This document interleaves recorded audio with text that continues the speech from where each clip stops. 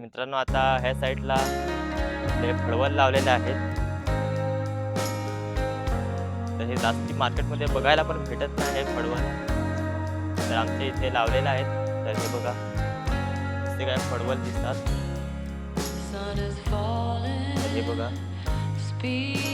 तर आता हा फळवण जवळजवळ 1 मीटर लांब असेल आणि त्याच्या लागण्याचा थोडासाच राहिलेला आहे. हे बघा 1 फूट लागायला राहिलेलं आहे जमिनीला.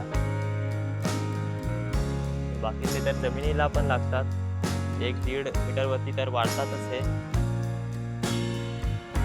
तर असे काय फळवण आहे ते. आणि त्यांचं फूल दाखवा तुम्ही कसं असतं.